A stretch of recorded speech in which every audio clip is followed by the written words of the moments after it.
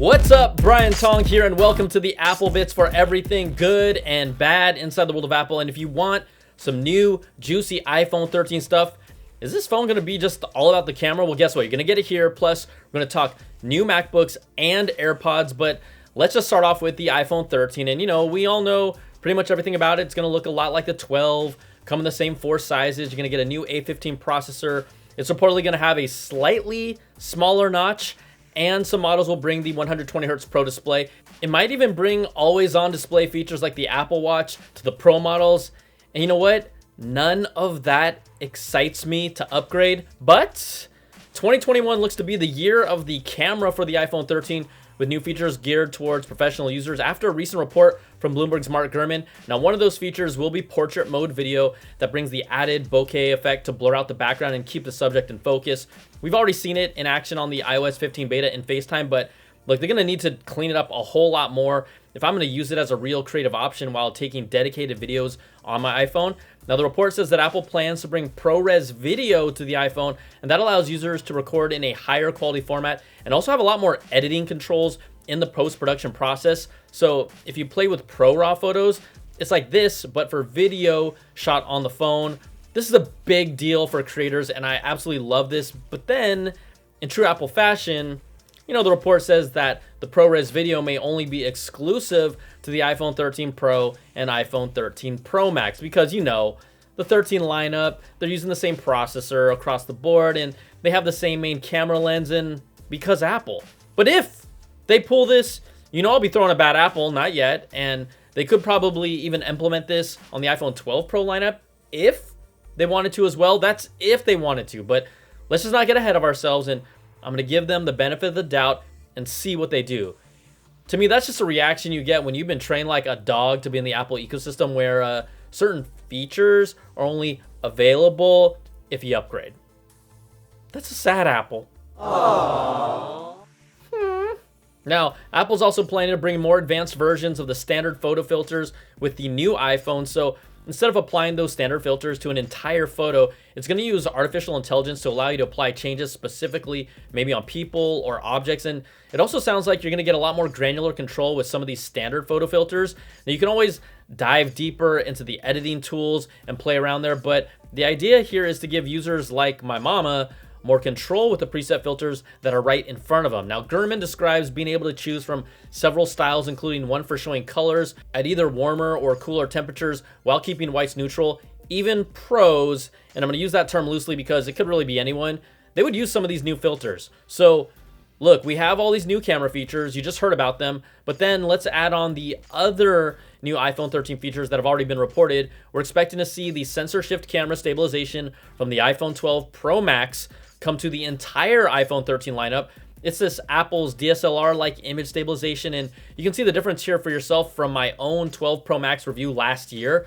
The ultra-wide camera for the 13 Pro and Pro Max is expected to feature an upgraded ultra-wide camera with autofocus for crisper and sharper images. And then the ultra-wide will also have better low-light performance by bringing a 7p element lens with an aperture of f1.8, which is wider than the f2.4 aperture on the 5p element lens found in the current iPhone 12 lineup. This results in significantly better low light performance. Now, there have been reports that the new ultra-wide camera is coming to only the Pro models, but we've also heard it's coming to the entire lineup, so that hasn't been made clear yet. But the iPhone 13 camera, this is expected to get portrait mode video, ProRes video capture, advanced control for standard photo filters, sensor shift image stabilization, a significantly improved ultra-wide camera for sharper images, and better low light performance. Plus, it's likely that they're going to be using an improved Gorilla Glass, either DX or DX Plus, that reduces reflections as well for a cleaner image in the new iPhone this year.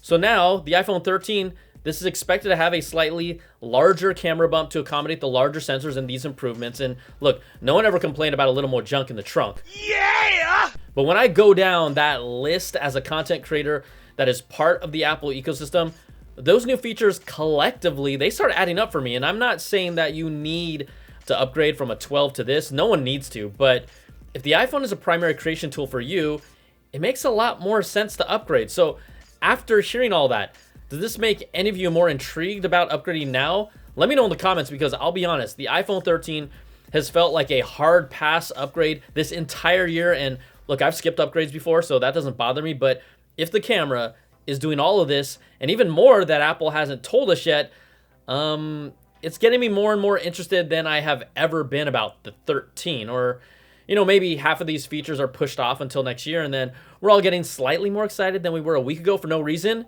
We'll see. That's why we wait for the announcement. All right, you know the product that I care the most about this year? Say it with me, the new MacBook Pro. And our friends at the Eurasian Economic Commission have always revealed when new goodies are just around the corner. Well, Apple's required to publish all upcoming products with encryption or cryptographic tools on them to the EEC. So that's why we always see these filings before the products come out. The EEC database now lists new Mac and Apple Watch models, indicating that their upcoming devices that we're likely to see in the next few months.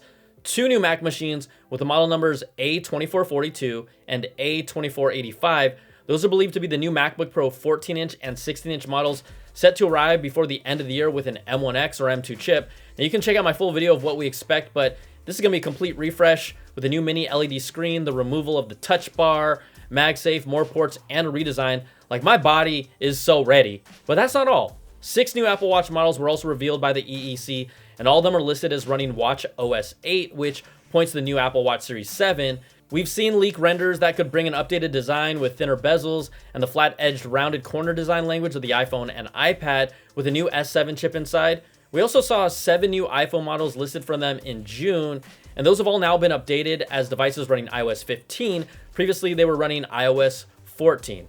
Now, we're expecting to see the debut of the new iPhone 13 lineup and Apple Watch sometime in September, maybe mid-September, and then new MacBook Pros could be coming maybe later in September, but more likely in October for their own announcement. Okay, let's look a little bit in the future, and if we look to 2022, Minchi Kuo's latest report aligns with John Prosser and Mark Gurman's claims that Apple plans to launch the new MacBook Air with mini LED display and multiple color options sometime in mid-2022. Now, it's going to get an all-new design with the similar flat edges, rounded corner body, just like the new MacBook Pros, with a faster Apple Silicon chip and MagSafe power cable. The MacBook Air will also have less ports and also have a slimmer body than the Pro because the word Air translates to thinner in the Apple dictionary. We've also heard reports that Apple is working on transitioning over to OLED displays, and that transition could be happening quickly because the Elec reports that Apple's display supplier Samsung is prepping its own production line to produce OLED displays that are expected to be used in future MacBook Pros. Now, the report says Samsung is using a new production process for OLED displays and it will be used specifically by Apple to meet the production capacity for this new 2022 MacBook Pro. Now, this new OLED display will be made for the larger screen model, so it's rumored to either be the 16 or maybe even a 17-inch MacBook Pro. Now, I already have the name for you. Wait for it. MacBook Pro OLED. You guys don't even need a marketing department. Just watch my videos. It's not intended for a smaller display size like the upcoming 14-inch MacBook Pro that we're expecting, but come on, I don't want to hear this as someone who is all in on the MacBook Pro coming this year like, la, la, la, la, la.